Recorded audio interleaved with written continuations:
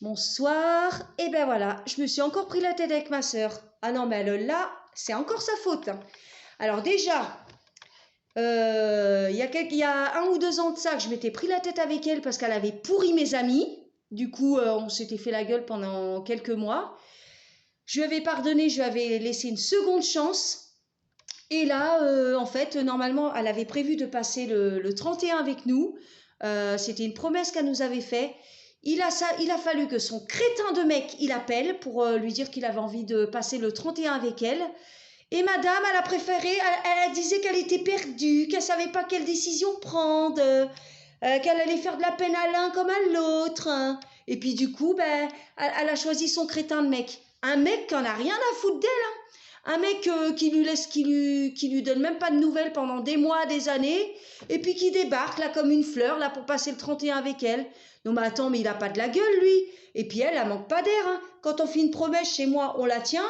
Et la famille, ça passe avant tout. Surtout que moi, j'ai toujours été là pour elle. Son mec, il a jamais été là. Quand tu la contactes, tout de suite, allez hop, à l'hôtel.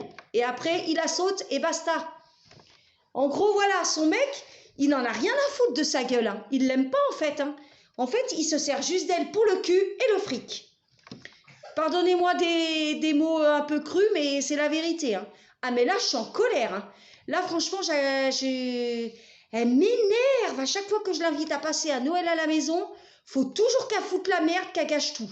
En plus, elle a recontacté mes anciens amis avec qui je parle plus, alors qu'elle leur a bien cassé du sucre sur le dos.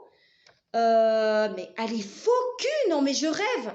En plus, donc du coup, ben, moi, ce soir, ça a éclaté. Je lui ai dit, écoute, je lui dis, moi, t'as choisi de fêter le 31 avec ton mec, t'assumes. Mais moi, de toute façon, comme je lui dis à ma soeur, tu tires un trait sur moi définitive. Je ne veux plus entendre parler de toi. Pour moi, t'existes plus.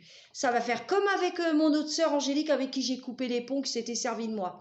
Ah non, mais attends, mais elle se prend pour qui, là? Elle préfère choisir son mec qu'on n'a rien à foutre de sa gueule, alors que moi, j'ai toujours été là pour elle. J'ai toujours tout fait pour elle.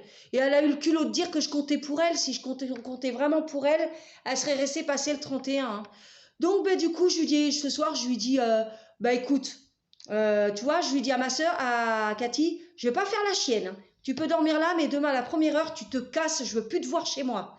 Ah non, mais franchement, mais là, elle m'a énervée, hein. Moi, c'est terminé, je ne veux plus entendre parler d'elle. Franchement, elle m'a trahi.